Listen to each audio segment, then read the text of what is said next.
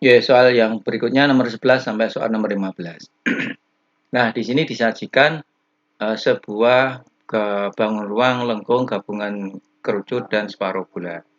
Nah, kita mencari dulu tinggi seluruhnya 21. Maka di sini saya mencari tinggi kerucut dulu.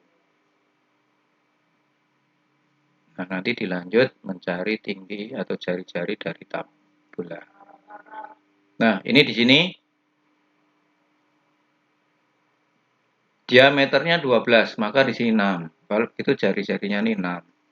Dan di situ karena tinggi seluruhnya 21, maka ini 15. Nah, ditanya volume, maka volumenya ada dua, yaitu volume kerucut, itu adalah sepertiga pi R pangkat 3, oh maaf, R pangkat 2. Ini R pangkat 2 dikali T. Volume setengah bola, kalau bola utuh itu 4/3, maka kalau separuhnya ya 2/3 pi R pangkat 3. Maka di sini muncul sepertiga dikali 3,14 dikali 6 dikali 6 dikali 15. Karena tinggi kerucutnya 15. Yang ini 2/3 dikali 3,14 dikali 6 dikali 6 dikali 6. Nanti setelah itu dijumlah. Nah ini. Nah kemudian ini kan bisa disederhanakan. 3 dengan ini 2. 3 dengan 15, 5. Nanti setelah dikali jawabannya ada di A. Itu ya. Jadi ini hanya volume. Jadi hanya konsep volume bangun ruang. Volume kerucut sepertiga pi R kuadrat T. Volume setengah bola 2/3 pi R pangkat 3. Yang menjadi permasalahan anak-anak harus mencari tinggi tabung kerucut dan jari-jari bola. Itu nomor 11, jawabannya di A. Dan nomor 12. Nomor 12, sebuah titik direfleksikan terhadap garis Y sama dengan X, kemudian direfleksikan terhadap sumbu Y. Maka transformasi yang dua tadi dijadikan satu yang mana? Nah, sekarang kalau ada soal transformasi, sini saya ingatkan anak-anak jangan selalu mengingat rumus, pakai aja kertas berpeta. Kemudian kita memisalkan dengan salah satu titik, misalkan di sini. Titiknya 41, kalau di sini.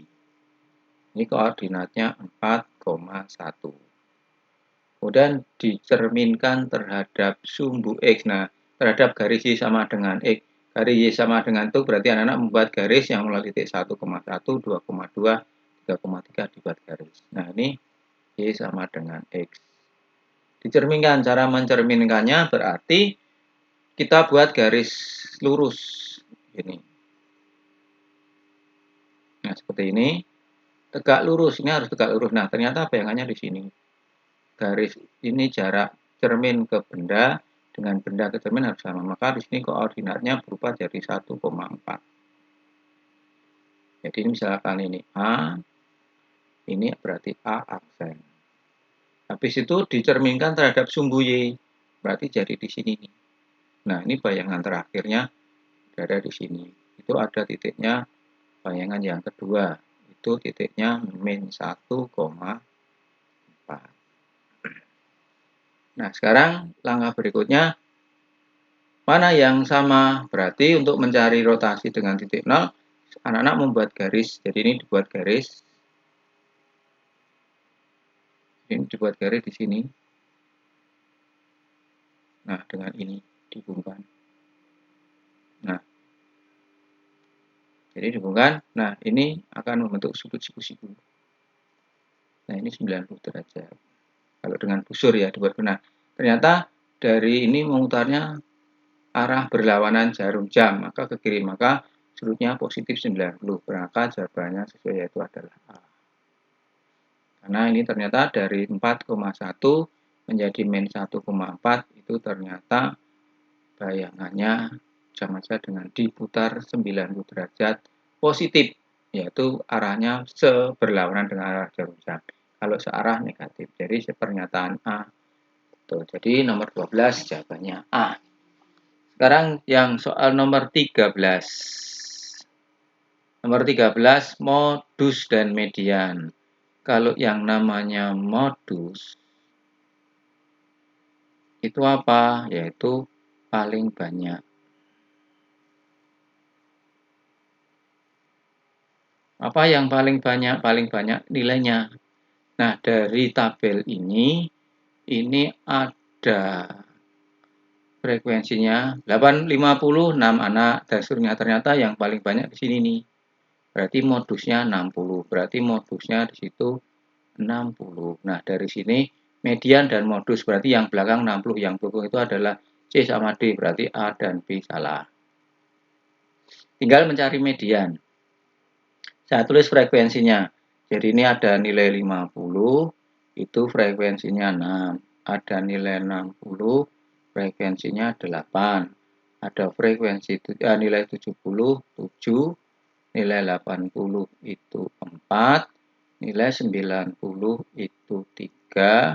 Dan nilai 100 itu ada 2. Caranya sederhana sekali. Kita ambil kanan, ambil kiri. Misalnya begini. Saya ambil yang ini, ambil ini ya, 1, 2, 3, berarti ini ambil ini 9. Ambil kanan 9 dicoret, maka ambil yang sebelah kiri juga 9. Ini sudah ada 6, berarti ini tinggal ditambah 3. Ini 9, ini hilang. Maka ini tinggal 5 di sini. Berulangi, 6 tambah 3 ini 9, maka yang 8 ini tinggal 5. Nah, sekarang tinggal 60 sama 70-nya. 60-nya tinggal 5, 70-nya tinggal 1, 7. Maka untuk memudahkannya, ambil 5, ambil 5. Atau kalau mudahnya, 60-nya tinggal 5. Kita buat gini. Ini ada 60, 60, 60, 60, 60. Kemudian 70-nya ada 7. Berarti ini 70, 70, dibuat sampai 7. Ini manual 1, 2, 3, 4, 5, 6, 7. Habis itu bagaimana? Sama. Kanan 1, kiri 1 kan itu ya. Ambil ini 1, terus sampai ketemu di mana. Nah, ternyata di sini. Nah, di sini. Berarti medianya 70 ditambah 70 dibagi 2, ya berarti 70. Nah, berarti medianya 70. Jadi jawabannya ada di option C. Jadi mencari median, median itu apa? Median itu tengah. Jadi nilai tengah. Artinya nilai yang ada di tengah-tengah data. Sebentar. Jadi yang namanya median itu nilai tengah. Jadi nilai yang ada di tengah-tengah. Cara tadi, saya tulis lagi tabelnya, ambil kanan 9, ambil kiri 9. Jadi ini kanannya ambil 9, kirinya ambil 9. Karena ini sudah ada 6, pinjam ini 3. Maka yang 58 ini tinggal 5. Maka yang 60 tinggal 5, yang 70 7. Kemudian mencari tengahnya di mana? Sebenarnya juga mudah, ini 5 tambah 7 bagi 2, 6. Berarti 5 tambah 1, berarti medianya di sini. Tetapi untuk memudahkannya, 60-nya saya tulis ada 5, 70-nya ada 7. Kemudian kiri 1, kanan 1, terus. Nah, ternyata medianya di sini. Jadi 70 tambah 7 bagi 2. Nah, itu nomor 13. Sekarang nomor 14. Nomor 14, di sini ada soal KKM. Berarti KKM-nya 70. Berarti nah 70-nya di sini. Berarti 70 itu termasuk yang tuntas. Yang tuntas, berarti yang tuntas itu nilai 70, 80. Jadi pernyataan yang pertama, nilai tuntas itu berarti nilai 70, nilai 80, nilai 90, dan nilai 100. Nah, masing-masing sudah ada anaknya. Yang dapat nilai 70 ini 8. Yang mendapat nilai 80 ini 10. Yang mendapat nilai 90, 2. Yang mendapat 100, 1. Ini jumlah 18, 20, berarti ada 21. Yang tuntas ada 21. Maka pernyataan 1 betul. Maka yang ada angka satunya dipilih, yang tidak berarti ini salah. Pernyataan C sama D 2 dan 3, 2, 4 salah. Nah, sekarang tinggal, pernyataan yang tidak ada satunya berarti salah. Sekarang tinggal 2 atau 3. Saya membuat di sini menjadi yang remedi. Yang remedi. Berarti nilainya di bawah KKM. Nah, KKM-nya berapa? KKM-nya 70. Maka yang mendapat nilai remedi, nilai berapa? Berarti nilai 60 dan 50. Berarti kita coba cari nilai 60 sama 50. Yang mendapat nilai 60 ada berapa itu? 6.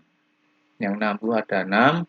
Yang mendapat nilai 50 ada 4. Ini dijumlah 9. Maka yang remedi ada 9. Nah, pernyataan yang kedua sini yang remedi hanya 4. Berarti ini pernyataan yang salah. Sehingga jawabannya ada di pernyataan B. Nah, ini hanya membaca grafik. Kemudian nomor 15 yang terakhir. Yang terakhir, peluang dua dadu. Sekali lagi ini dua dadu. Kalau yang namanya peluang dua dadu, berarti di situ pasti pernya per 36. Karena dua dadu. Di sini adalah selisih. Yang selisihnya 4. Selisihnya 4, ini ada tabel. Anak-anak merhatikan di sini yang selisihnya 4. Yaitu pertama, yang selisihnya 4 berarti, kita lihat, yang selisihnya 4 ini. Berarti ini ada 5 dan 1, selisihnya 4.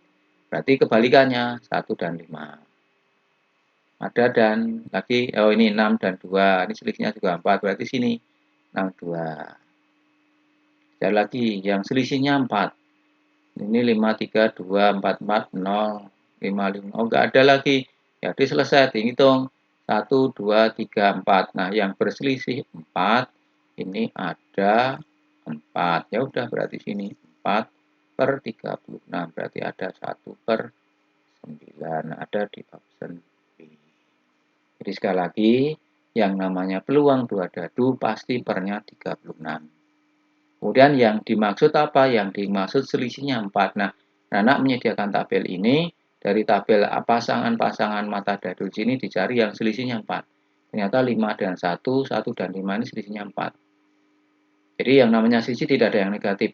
Berarti positif. Nah, ternyata ada 4. Ya udah 4 per 36. Yaitu 1/9. Nah, ini adalah pembahasan soal paket 10 dari nomor 1 sampai nomor 15. Atas perhatiannya, ucapkan terima kasih.